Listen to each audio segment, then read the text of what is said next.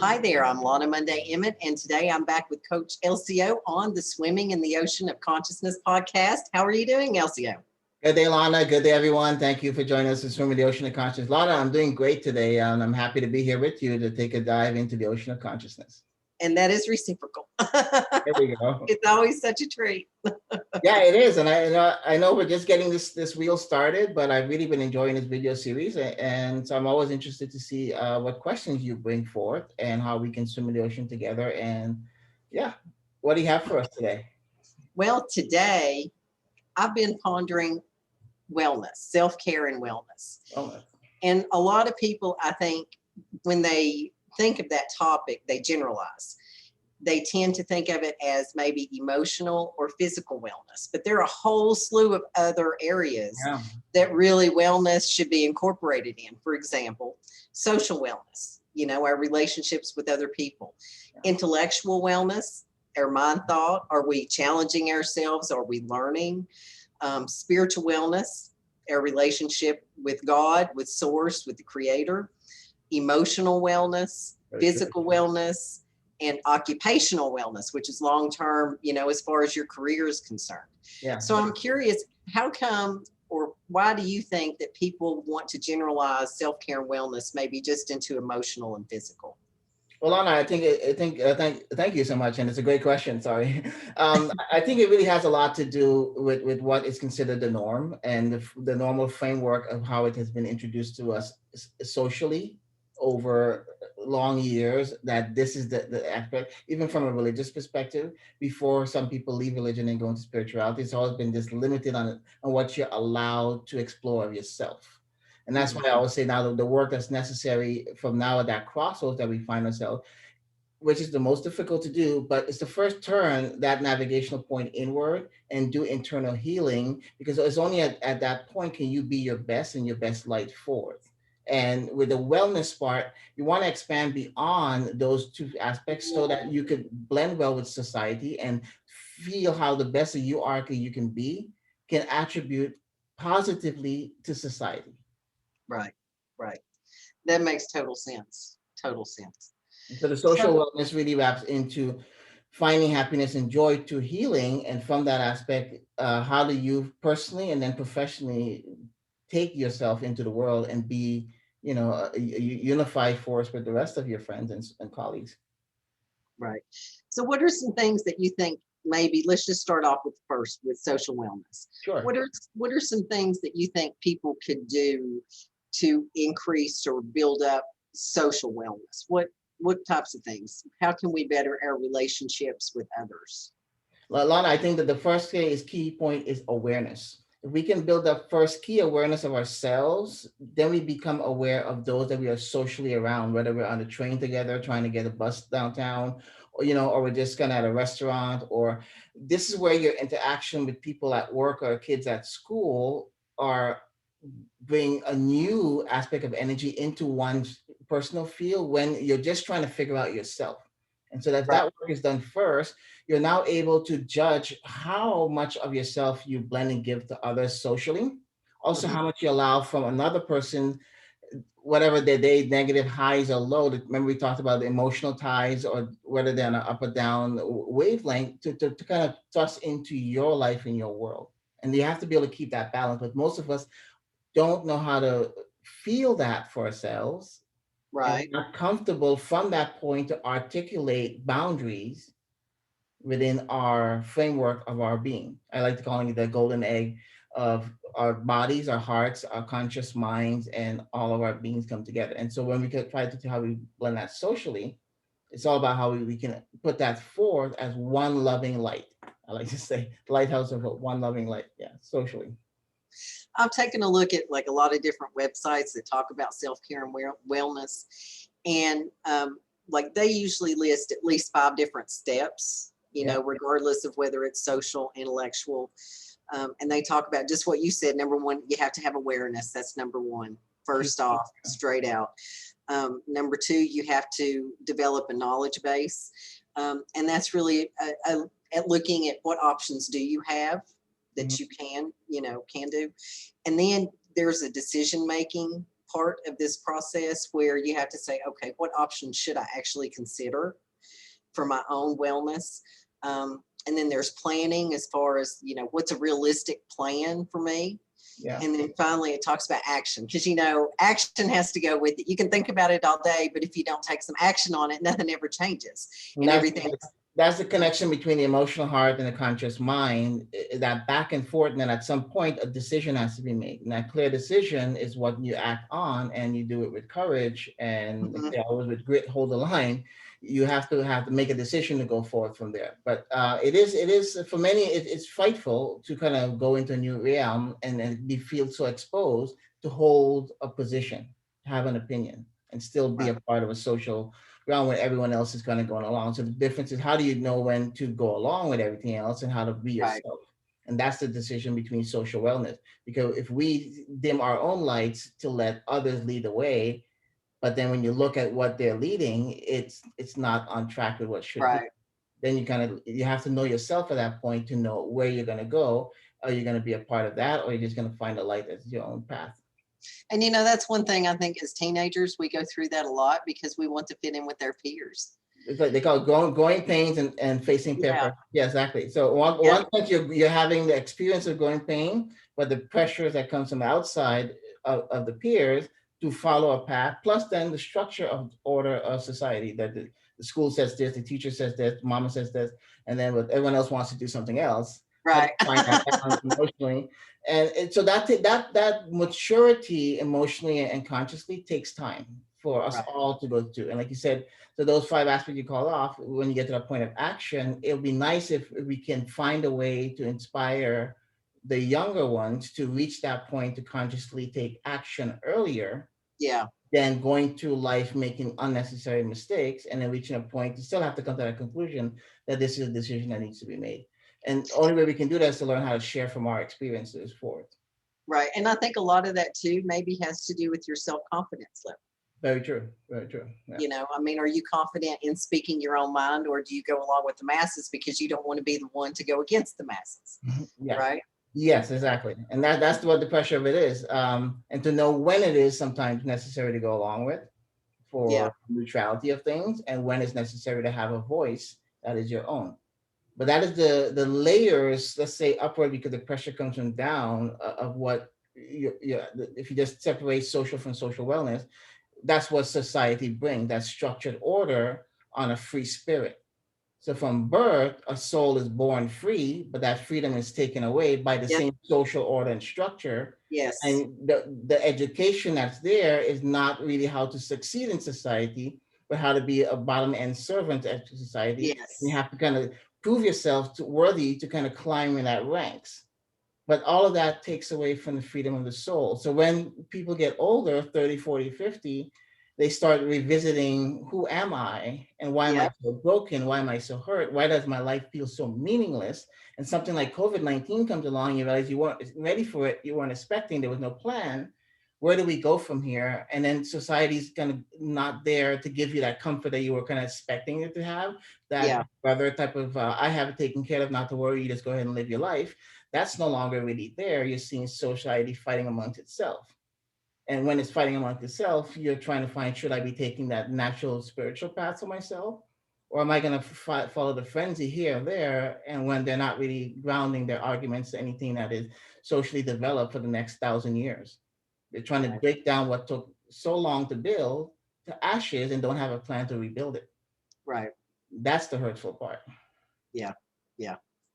But that leads into intellectual wellness, because how well are they really in the framework of the next 1,000 years of generational sacrifice thinking? Mm-hmm. The thing about intellectual wellness, I think sometimes, we grow up, we go to college, or we further our education in some ways. Maybe we do professional development or whatever.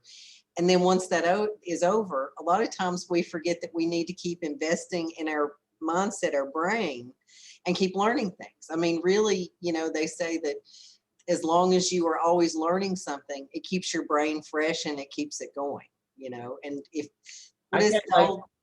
Sorry, Lana. Oh no, go ahead. As you were saying that, it brought me back to the idea, the concept of being at that crossroad, because what you're saying makes perfect sense to the crossroad analogy. Is at some point you come to that point, and it's like, how do you deal with all those pressures that are built up when you're still trying to let your light shine, and then you have the responsibility of a family, of a job, of all these sorts of pressures built into society, which then says social wellness, but that leads into intellectual wellness. How prepared are you for all of this? And your Right. career and your life, and then you have to be responsible for a child if that is part of the picture of the family. So it is a difficult path to be, and I think that's why it's relevant to be referred to as a crossroad of life between the past, present, future, and the decision we all make in each moment that we are. Right. Right. You know, they say if you don't use it, you lose it. Yeah, they do. Right. Very true. So moving forward, let's talk a little bit about spiritual Sure, wellness, sure. because I know that's something that's very near and dear to you, and you have a wonderful relationship with Source. So can you maybe elaborate a little bit about how our listeners could, better themselves in terms of spiritual? Lana, the reason I think, thank you so much, by the way, but I think to take the listeners and yourself into a journey of swimming the ocean of consciousness, if you would just imagine for a moment where you can clear your mind and take a deep breath, and then as you inhale, you release all of the world outside of you, and you find yourself. And that inner self takes you to a place where you find your inner child. And in that healing, you grow and inspire to be the most and all that you can be with no limitations. And it's from that that you discover your higher self, which brings us back to earlier when you asked me about the phoenix that burned. The burning of that phoenix is the letting go of all the isms of life that pulls us down. Some will call it the fetters of life, the heavy weights of life, those people that we surround ourselves with, the jobs, the family, the pressure, the mortgage, the debt, all of these things, COVID-19, all of these things that comes into play, really that is not a part of our soul self. And Right. if we separate from those two things, we could come to a realm that is spirituality. To be Right. able to walk this earth, live this life, be LCO, be Lana, be a social being, but still be able to, from the heart of emotions and consciousness of self, to balance those things and to still have a spiritual journey that we're taking. That is the journey of life. So a lot of people talk of the journey of life. I don't really think it's the miles we trod on this earth with our physical feet. It's how much we grow within as a spiritual being through this life that we're living. Because we have lots of emotions, we have lots of memories, and I think that's where the crossroads that I was talking, the past and the future, and the central point. But the crossing is always about the love and those people, that special people along the way of life that mean something to us, and those memories that we carry along. But like you said, life flows and the stream of life continues. And in those moments, we have to make difficult decisions, and to be spiritually balanced, intellectually well, like you said, and socially grounded, to be able to go from a spiritual sense to intellectually articulate what we're feeling and knowing, and then to be able to walk socially, sharing joy and love amongst the world versus emotions, anger, hatred, all of the things that we're not used to. So everything that other people that are experiencing and exploring themselves becomes a sort of difficult path to navigate versus, hi, how are you? It's such a great day. It's beautiful out. No, it's not. It's raining Sunday. That's the point of the day. It's still a beautiful day. So keeping that joy really has to do with finding spiritual balance. So Right. being able to make sense of it is the intellectual wellness, and then be able to socially contribute love and joy. I always like that saying from Tabitha Brown when she always says that, go ahead and make it a great day, but honey, if your day ain't great, don't go ahead and mess with somebody else's day up just because yours ain't great. Right. Right. We always have to keep that in mind as we're moving forward with spiritual wellness, because we're going to have those ups and downs, but as we come across those in a social setting, always make it a great day. Yeah. Yeah. Yeah. Yeah. We should explain that to people that have road rage. All right.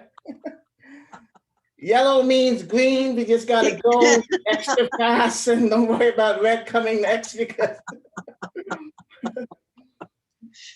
Oh, goodness. Well, yeah, spiritual, because that's really an emotional relationship that you have, with others, or with the creator. And that just really delves right into emotional wellness altogether. the heart. Yes, exactly. because now it's about relation one to one, but the Mhm. most important we forget the relation Yeah, of self and the relation of self to source. And yeah, that's where we expel too much of ourselves to others. Well, it's fine, it's unconditional and it's loving, yeah, but at some point that's where all the burnouts happen. But if we can do it from a balanced place where we're giving a hand up and not a hand out, we're mhm. inspiring and motivating rather than expelling too much of ourselves, then it becomes a balanced relationship. And I think that's really what the mastermind alliance is about, is when the balance between two or more people are balanced to achieve one objective. We all Right. contribute within that one focused goal the same amount of energy, and we give it life, and that life now takes on a form of its own. And that's the beauty of the social wellness, because we can plan intellectually from there to spiritually walk and to emotionally create a balance and a change that people can feel. And that feeling is what they go with. The feeling is what they remember. Those are the moments that history is made of, is when we feel our way through life, the You experience. should put that on a Hallmark card. No, make a note real quick for me. That's why on it, Lana. So the next one is physical wellness, and that's the one a lot of people think of. But to me, I also think physical dovetails in with intellectual, because you have to have some mindset, number one, to be motivated, and number two, to know what to do, right? Yes, and the intellectual part, I hate to strip it down to bare fundamental basic, but I always like to remind people that we are a biological mechanic, mechanical Mhm. robot, like a bionicle man, meaning the conscious mind and emotional heart rules over the physical decisions and actions first. And Mhm. if we can find that relations and balance, our physical wellness, how we take care of our bodies, what we eat, what we drink, how we attribute that to our careers, to our friends, to our families, how we balance sleep and emotions, all these things that the body has to navigate is held by the captain holding the line between consciousness and emotions. And that's why we talked about it. Don't let someone else push your emotions overboard, because you're going to have to be the one to explain for it. When in essence, you can experience that storm and still hold the line because you're balancing well within self. And it goes from the layers of social to intellectual to spiritual, building emotional, which is the most important, that you don't get your buttons triggered. But then physically, you have the balance between strength, conditioning, and endurance, flexibility of the body. But I think as that happens, it's happening in the heart. The Right. emotions release. When we talked about runner's high, that moment that you just reach there and it's like, and then you realize I'm so free. Yeah. And then how can we live like this all the time? Well, we Right. can, but that takes mental, like a focalized concept of how much can you draw that into your walking into life? As you're walking, how much of that wellness can you pull into you?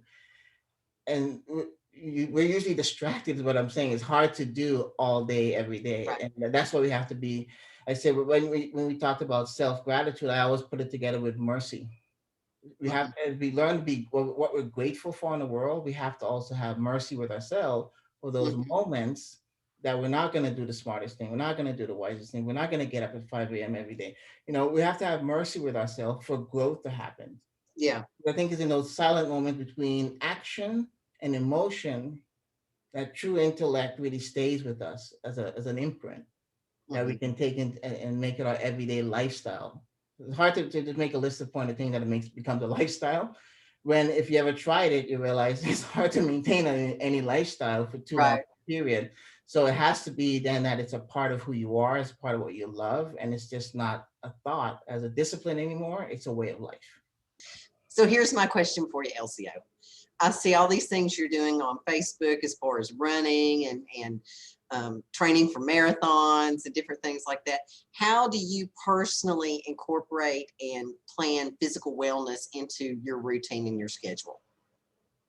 Good question, Lana. Thank you so much. Yes, running has been one of the primary things that I like to do for physical wellness. So it's a good question that segues right into what I do with it. So primarily, my approach to it is to really honor the body. And so for me, especially, I learned how to listen to it, how to merge with it, and let the heart kind of heal from there.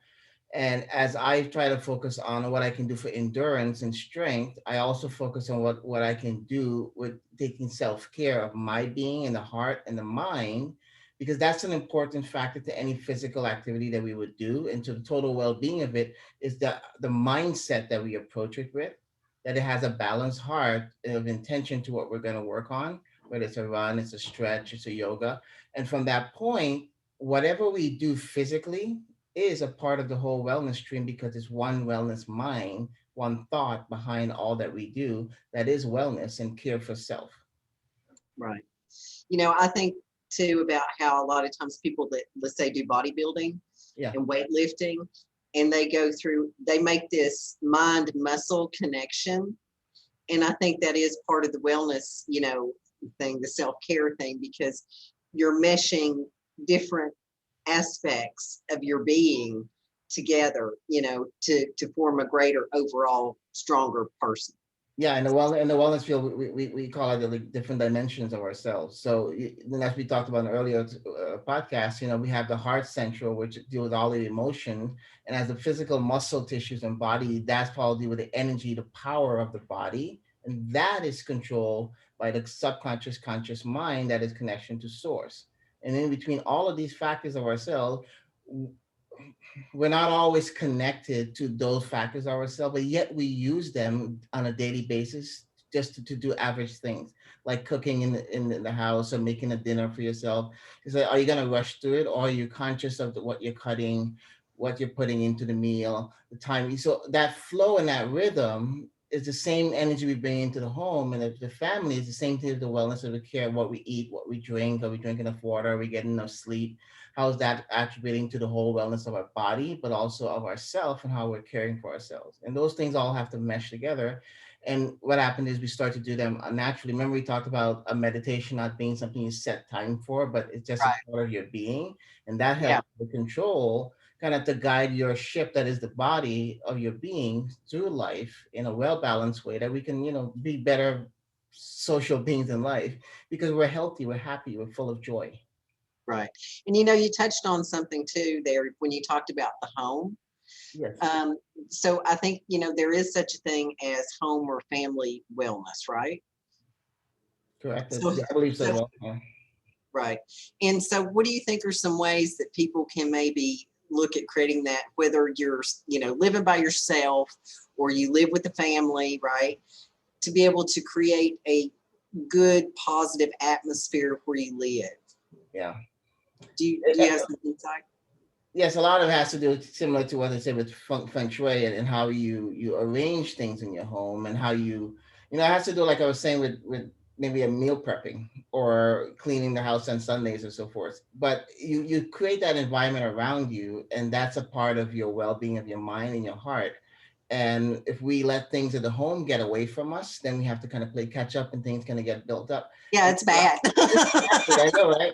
And I believe that our life are the same way. And so learning how to care for yourself, and then extending that to your home unit or to your partner that you share a home with, and bring happiness and joy there, attributes to the wellness of the home itself, and later on to the family itself, because you're bringing that positive balanced energy forward. Like we always say, like with the business aspect of it, there's always adversity. In the same way, I believe there's adversity in our personal lives, there's going to be adversity in the home and in the family, but it's how we choose to approach it. And that's the one meditation mind, that it's not reset time for meditation of life, is that life happens and we're just on a meditative here. We're going to enjoy this journey, but amongst that, we learn how to problem solve in a positive way, bringing love and light forward always. Now, doesn't mean we don't get frazzled from here and there. COVID-19 proved that for us. There's going to Yeah. be things that are going to happen that we're not going to be ready for.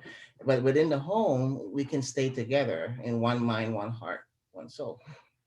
So let me ask this question, because this just popped in my head, and I'm thinking, Sure. okay, 'cause, sometimes when you have, one, two, three, let's say two, three, four people, multiple people living in a home, and maybe you have one that's a clean freak, and you have one that's not a clean freak. I'm like, Yeah. How do you handle that and keep that wellness thing together? It's an energy connection between the two people, because what it is one of two things. The one that just tosses things around is either not conscious of that act, that this is a trait that of myself, and I have to go clean it up after, Hmm. or it just kind of sits there 2 3 weeks later, or the one that's constantly cleaning is doing overly purpose, or it's just trying to be tidy, neat, and orderly. And then the balance between those two is really the hearts and individual of the two people that are sharing a home together, because it's reading into, okay, that's just who this person is. They're going to take their shoes off. They're not going to take them off at the door. They're going to walk in with the mud, and then they're going to take them off over there, or they're going to toss their shirt here, versus understanding why that person does that. Now, the quick question is for the person themselves to kind of get to that point where they're willing to reflect on that for themselves, for the Hmm. betterment of the home and the relationship, or just kind of fight and say, this is who I am. It's not, sometimes when they deep down and laugh, it's just that people do things without thinking about it. Right. It's all just take this off to here. It wasn't like, oh, I'm just going to be messy or so forth. Or it's And then habit. It's just habit. yeah, yes, exactly. And I always bring back to that point because Napoleon talked about the cosmic habit force, and Hmm. so bringing that wellness into the family, kind of like how he said, that cosmic wellness force has to do with a clear, definite purpose.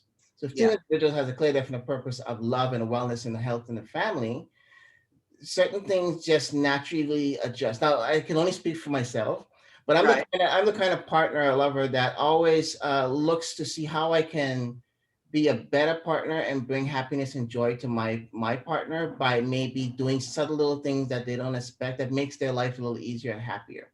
Right.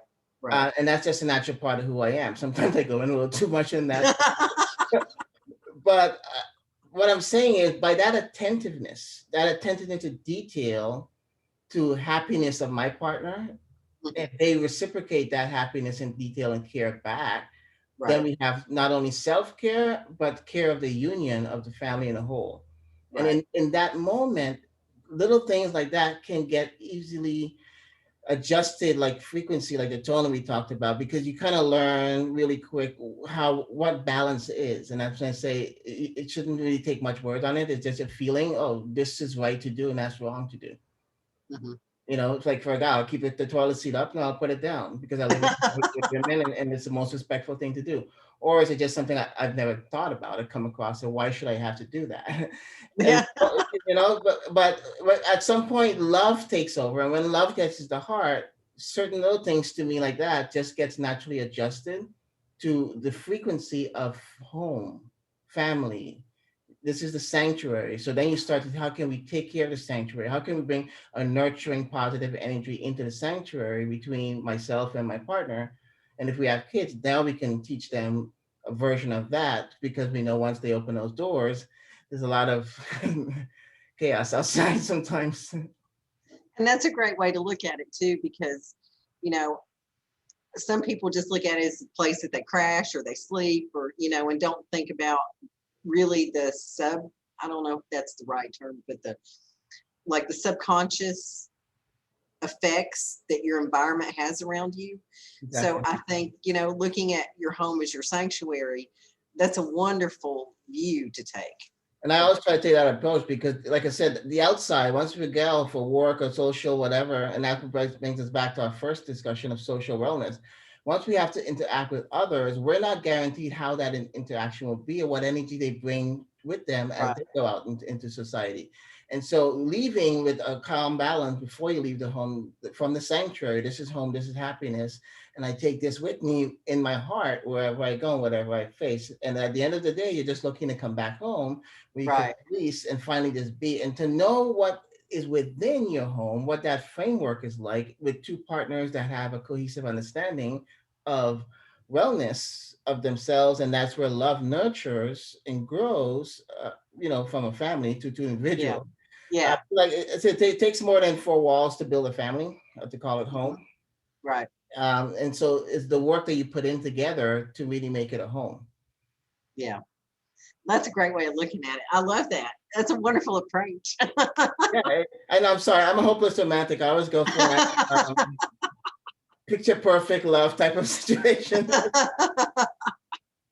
So let's jump forward a little bit and talk about occupational, because that's one thing that people don't think about too, is their occupational wellness, and that really has to do with their career directive and things like that. What are your thoughts on that? On occupational wellness, Alana, my instinct is always to take it back to what I was first initially inspired to become in the world and so forth. Because the reason I like to make that connection first is because it has to do with the decision we choose in a career or a job, and the difference in Right. those two, and how much of ourselves we know that will take from us, and how much we commit to that, and how much we leave for ourselves in that time to still check back in with that care and that healing of self. And if you have a partner or a family, now you have to kind of split between yourself, your family, your partner, and the wellness at work. Are you focused? Are you driven? Is it just for money? Is it just for revenue? Is it just a paycheck? Or is it something you're committed to? You're bound to? This is my passion. This is my love. But you don't lose yourself in what you do. Then you can find the wellness of it, the balance of it, because Mhm. it's not just a task. It's not just a 9 to 5. It becomes a part of who you are. Again, kind of like the meditation, it's just another part of your meditation. It's your part of your personal journey that you might share with your partner or not, but they respect, and so this is who this person is. And they Right. love to see you shine in who you are, and encourage you in greatness in that. And that helps you to be a better person versus someone that doesn't believe in you. When you have a home or situation where there's always that fighting there, there's going to be that weight that you carry into that work environment. Right. I'm here today, but I'm not really sure. I don't have talk after 10 a.m. or something. Haven't had my AM coffee yet. Yeah. That, that kind of like Oh yeah. I know all about that. exactly. And so just like I was saying, like before you leave the home sanctuary to go into the work sanctuary, you kind of you take a moment of pause in the parking lot before you go in with a healthy thought. So you Yeah. walk into there, focus, and Yeah. your definite purpose. This is who I am. This is why I'm here. This is what I bring to this situation. And it's Yeah. up for 8 hours, and then I'll check back out. Yeah. But And that's a wonderful approach too. I mean, that, because I've done that. It's almost like self-conditioning. yes, that's part of the Yeah. meditative state of it. That you have to kind of condition. I know what this is about. I got this. I'm going in there. This is a time frame. Enter, exit, and in between, Yeah. it's like a play on stage. You're ready to show up and perform. I'm here to Yeah. be. This is what I do, and then you check out of that, and the ability to leave all of the emotions right there, so that you don't take that home with you into the Right. sanctuary. Right. That might mean taking 15 minutes before you leave work just to kind of uncondition, deal with that, get all your thoughts together, check email, so you don't take that energy at home. Now, some Yeah. people can balance it, some people can do it, but I always find at some point it overtakes the home if you bring too much of work energy in, and there's no balance left for one for yourself, and then two for the union, and then three for Mhm. what's called family. It's almost like compartmentalizing the different facets is what it sounds like you're saying. So So do work at home, do home. yet it's all part of who you are, but only you can compute the differences so quick. With someone Yeah. else, you're gonna have to take some time, find the words, find the emotions, and then articulate it. But you could shift between them so quickly. So to not have that disturbance, so are you there? You're not focusing. It's like you learn, okay, I'm talking to this person, or I'm in a room with this person. This is the energy I compose, and this is who I am here, because that person needs all of my attention here. Right. So you know then to leave certain aspects out, because that's just not a conversation you can have with this person, or and that's where your wellness that you bring for yourself and care becomes into the home. And that's where it goes back into the occupation, because you're able to separate, like I said, if it's a job or a career or a business or an entrepreneur that has multiple stress levels that they're dealing with, at some point, they still also need to be able to shut off and go back to the sanctuary and not take all that workflow into that sanctuary. Right. Right. So let's say somebody was struggling with their job. They're in a job that they just do not like. What do you think are some things that they could possibly do that might be helpful for them to overcome, the negative feelings that they're embracing every time they have to walk into work? I think it's a good question, because it brings us back to our one of the things we started talking about, which is gratitude. Right. My advice would be stop for a moment, and take a deep breath and clear your mind. And in a moment of gratitude, try to remember the moment it was before you had that job, Mhm. and how much you were really looking forward to that one moment, because that's Right. going to shift your energy and your emotions immediately to the gratitude for when you did get the job. Mhm. Now, if at this point it's no longer a relevant feeling that you want to stay, or that is what's working for you, or it's something that you have the desire to go somewhere more to do something else, and which I know the feeling. It's like, but sometimes you have to take a deep breath, and in that buzzing of that excitement for something new, we have to learn how to appreciate where we have and where we're at, so that we can gracefully figure the right exit strategy. Right. That's that levelly leads into what our new vision is for ourselves. So there's a way of how do you focus and work on what you want to have come into your life, or what's the next phase for you, Mhm. while with gratitude leaving the next one behind, and not doing it in such an abrupt way, or I'm out of here, you don't Yeah. speak to me like that anymore. Can I get my clock? So at some point we take the frustration of the situation, and in a lot of moments like that, we stop and we don't give gratitude for how we got to where we are, because I think it's not always going to be a good happy day, but it's always a reason to be happy, because today's not yesterday, and today, though we may not be where we want to be, we've come real far. And I sometimes have to remind myself that, because I push so focus forward on these things that I want, that I don't always stop to look at how far I've come. Yeah. That cross country trip that I made with Buster, Yeah. it's a long time that I don't always stop and appreciate that in between, and to say, wow, you're, because Lana, to be honest, I'm not even the same person I was driving that Yeah. cross country trip. I am, but what I'm saying is there was growth, there was maturity, Yeah. there was emotional healing. I had time to really touch a lot of hurt and different things. And from that came a new wellness, a happiness and a joy that is a discovery. And now I'm trying to say, how can I share this? Because I know what it is to endure difficulty, and I didn't break or fall apart. Right. So if I could find the right words to try to help and inspire, I'll be more than happy to try to share that. And too, I think we're our own worst critic.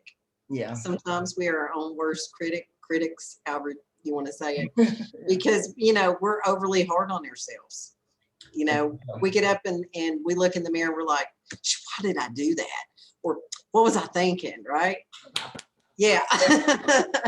And I think it's real important that people take a step back, and it's okay to give yourself a pat on the back. It's okay to express gratitude for who you are. I mean, we give gratitude to other people, but sometimes we need to have gratitude for our own selves Yeah. too. And it's oddly, it's sometimes the hardest thing for most people to do. Yeah. Even to look in the mirror honestly and just stop for a second, see who's looking back at you, Mhm. and then say, "Hey, there you are. I know, you're right there." And then to put the hand in the heart and say, "I've got you." And that's where that healing is necessary, because inside of Lana, there's always the little girl Lana that was so excited about the world, and she never goes away. Yeah. But somehow when you're driving alone, you'll feel her there with you, but somewhere the essence is this new part of you is ready to take on the world there as well, same as she's always has been. And so it's keeping that connection with yourself. And that's something that no one else will understand, because that's part of your journey. That's part of who you are. So there's the inner child, there's the inner self, and then there's the higher self, which Right. leads us into our relationship with source self. So all of those, again, dimensions or aspects of ourselves, they come together. And that's what self-wellness is. That's what self-care is. With that proper self-care, we can then go out in society and bring that wellness as a part of us to society, to our jobs, to our friendships, to the people we meet. Hi, neighbor, how are you? Right. That's a double latte, hold the phone, have a great day. So we make that choice, like, thank you, I gotta go. The trip, Yeah. like, I told you double shots on that. So we have a choice, the energy that we bring into a room and the energy we share. Yeah. And I know a Well, lot about that. I've had to kind of struggle with balancing my own. well, too, and you have to take care of yourself first before you can take care of others. And I think we get so caught up in all the different things that are going on, especially with COVID, and people have fear and all these other things. We just get caught up and we end up doing for everybody else and neglecting our own selves. So definitely self-care and wellness is one of the most important areas to individual personal development across the board, and ultimately affects all your relationships in all different facets of your life, not just yourself or your immediate family or immediate friends, but I mean it impacts your job, it impacts everything, So absolutely everything. social living, yeah. And then Yeah. that's the essence of social living is how can one individual leave a family, establish self to meet another individual, to form family, to establish family based on its own principle and rules while learning the bigger scope of society and how do you be the best citizen and be a part of the fulfillment and the joy of society, because we each have a role to play, but sometimes we get so caught up in these little things that we don't always relax into our role of life and have fun with it, the journey of life. And that's the crossroads sometimes we come to meet, and that's where wellness should always be with us as our primary. And Yeah. that's why I like to encourage meditation. Meditation is with you all the time. The first thing you wake up in the morning, you begin meditation. You're leaving dream world, but you're in a part of a lucid dream, a lucid meditation that is called this new day. And for that, we give grace and we give thanks. Yeah. Wonderful advice. Wonderful discussion. So I really enjoyed it so much. Thanks, Lana.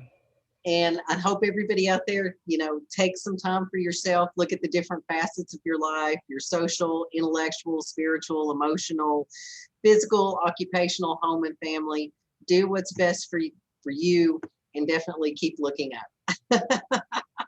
I'm very So much agree, Lana. Thank you so much for joining us, for taking this plunge in the swim of ocean of consciousness with Elsie and Lana, and we appreciate it so much. see you next time. Bye.